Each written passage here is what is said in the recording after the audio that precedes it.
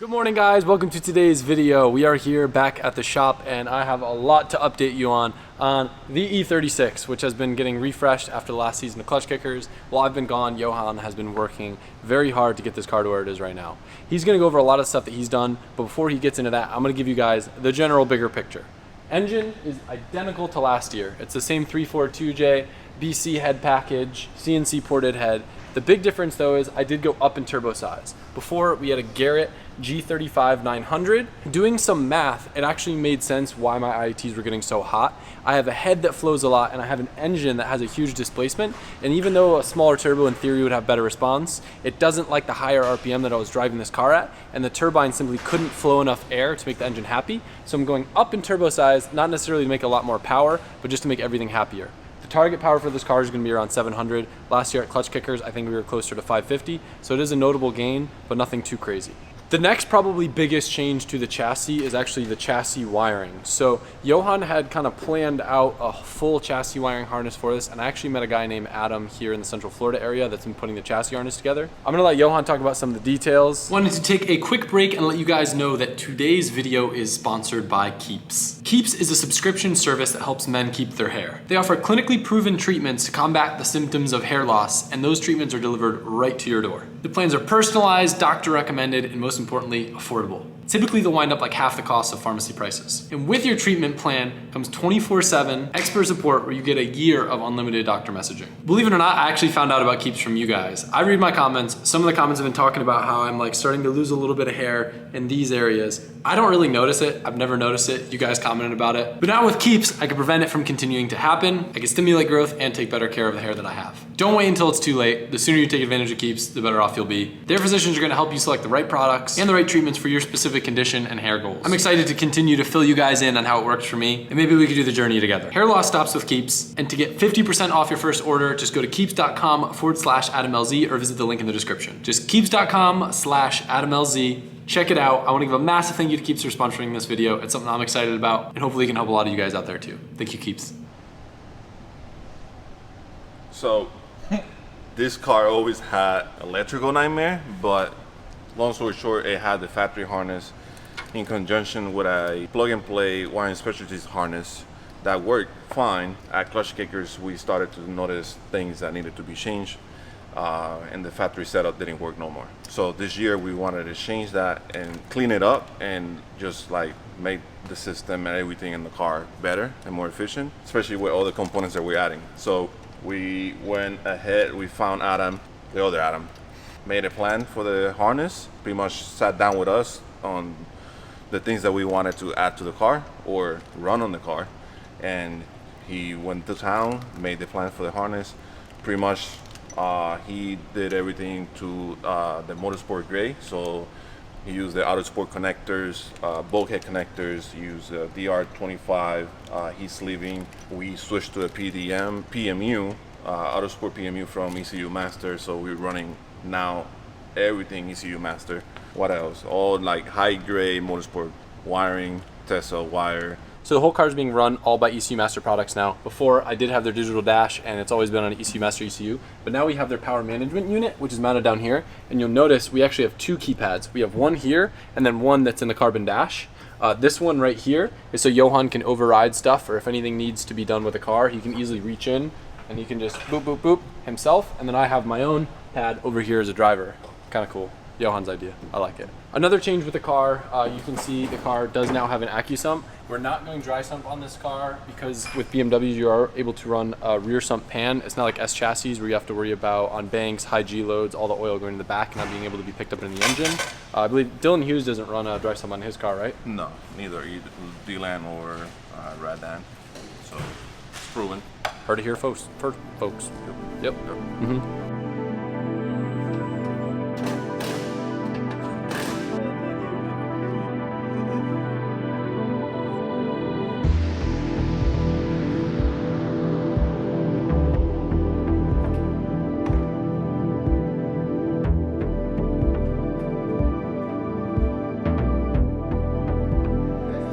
One of the things that we changed in the car, apart from the turbo, and now we got a blue engine bay. I got the rest finally. of the We used to have another style cap for this car, and it always got loose. So Vibrant has 2 different sizes and their own cap design with their own flange. So we changed that up. Now we have a cap, and if it loosens up for some reason, there's a lock there that keeps it from moving back unless you press hard on it and then releases. As you can see back there, we have the AccuSump. I didn't like how it looks, so whipped up a plate for it to hide all that mess back there. We have the Wiring Specialties harness for the engine, runs through, and there's a grommet back behind there, so it runs through that same plate in the cabin. Redid the piping. This side got banged up that one time that Adam crashed at Clutch Kickers last year, so we redid this one.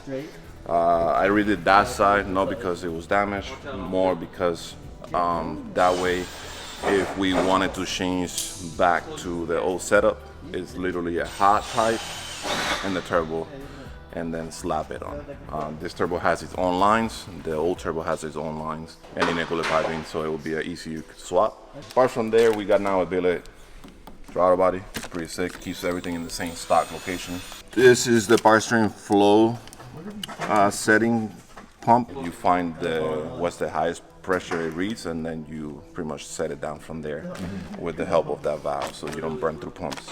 In here you can see somewhat of the dot box. We are retaining this factory switches on the column with the harness. Another big thing on the car, just to be prepared for anything that happens, and so that we could keep spares to a minimum, and it's easier to just go to a bin and grab a hose, is I switch these lines in the front to have the same length lines, something that we learned from FD and other teams. Now all 4 corners have the same length brake caliper lines, so if I gotta tell someone, hey, grab me a brake line to swap on this caliper, we'll go to this bin, pick up whatever line, and they're all the same length, and we swap them over. Johan's about to go over the rear setup with you, but you'll notice we don't have a fuel cell. I made the call. I wanted to stay with the stock gas tank. The stock gas tank, just like it's obviously designed around the car, it's the lowest possible center of gravity, and it's all tucked up nice in the chassis. We were able to have a dual pump, like kind of OE style fit kit. So we're running the stock tank to avoid the complexities of having more weight in the rear, more fab and stuff. But we have the cool addition of the whole radium dry brake system. So they have these fancy cans that I've always wanted to do, where I think it's like 10 seconds, you go, boop, and then you can just fill the car in like a split second. It does need a pretty hefty vent here too, but for fueling the car up fast, like I'm really excited to just see him go, this thing gonna drink a lot of Ignite. The rear structure got redone slightly. It might look the same, but it's slightly different. We dished the aluminum bars, we went to steel. This one we kept at an inch. It's a dry brake system. It is hooked up to the factory tank, and it works. This is the breather hose that Marco built a cover for right here. So it's far away from the tire, but just in case, it's protected.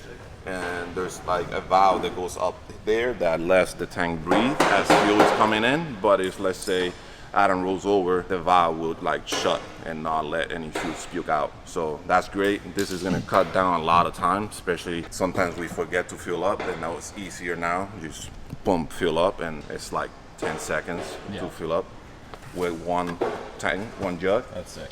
We located this slightly. We are keeping it just in case. Relocated it so that I have better access to the quick change.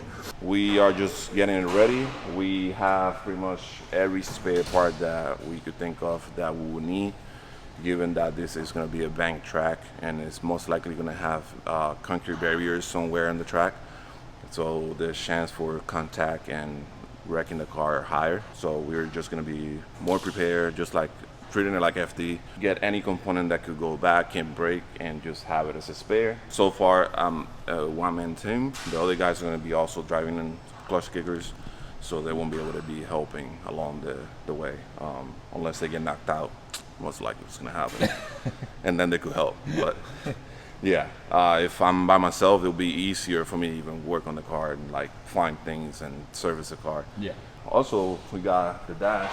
Got this mounted, the key back mounted. We kept it simple for Adam, so minimal amount of switches there. There's not much he needs to make the car work. We are going to sand it down, like make it a flat color so it doesn't shine, because when the sun hits it, it will be shiny and loud, and it might impair Adam's vision. But that's and it bolts with 2 bolts. I'm trying to figure out here with a quick lash and see if I could just get a quick lash up here. And if that works, it's like when you put pressure on this, it's like solid. It will be 2 bolts and that quick lash, and the whole dash comes out. Yeah. I think that's it. Yeah. Here we got the boost controller. We had silicone holes on there before. We ran the DEI sleeving over it. Never had a problem with it. Just to play safe, just one less thing that could go bad.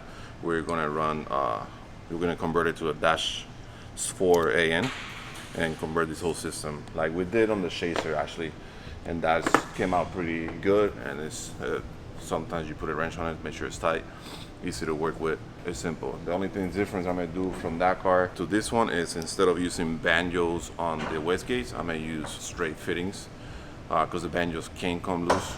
I did put on that one a little thread sealant so it doesn't back out. So we upgrade those, it'll be all nice dash 4 AN, and it's just preventative maintenance.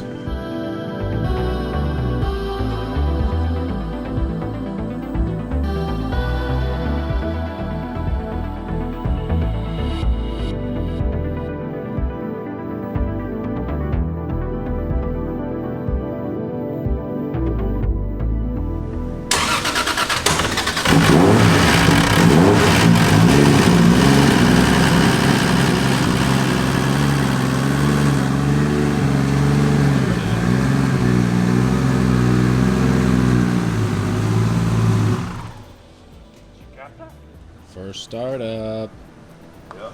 She's about to go on a late night dyno sesh. We wound up having to cut a little bit more out of the rear. You take the spring out, you jack up to see the travel, and these big knee Larry Hoovers were starting to rub into some stuff back in there. The plan was running the same tire as we did on the FD car, since they're pretty easy to get access to. And even though we won't need to run as much grip, we'll run a higher pressure and hopefully they'll last a lot longer.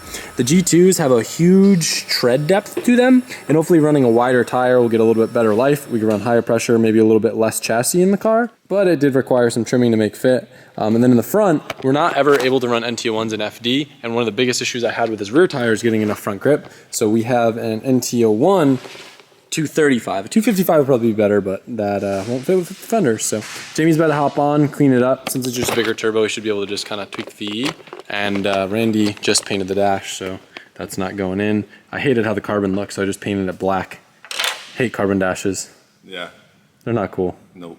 I don't know why anyone would ever get a carbon dash. There ain't no one against that. We don't need a dash? Oh. Yeah, then why would we use them? It's extra weight. Yep. And the car's actually so light that Mike just lifted up the back of it. So there's that. Anything else new and exciting going on with this? Johan worked with the EC Master Support team. Great dudes over there. Shout out to Chris. Got pretty much everything all working. Got little buttons on there. SFI boot. Got a seat, steering wheel, and the handbrake. My Larry Hoovers.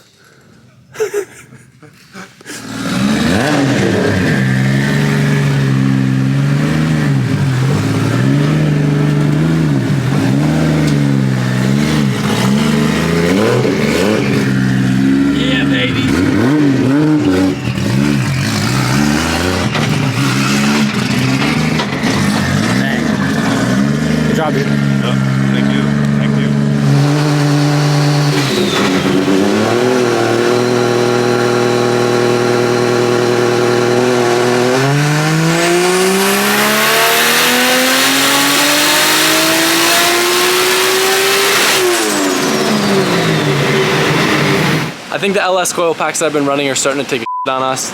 So luckily, we happen to be in the right spot. As you guys know, Drift HQ, we stock pretty much the entire Platinum Racing Products catalog. I just take a swing over here and we got brackets for every motor you can imagine. Evos, SRs, RBs, and of course, JZs. So I grab one of these, grab some stocks, and just grab the harness and we are good to go. And of course the coils. Don't sleep. Put good coils in your car. We got you. DriftHQ.com. It might be where boost hits. Mike, blur that number out. Don't let the competition know.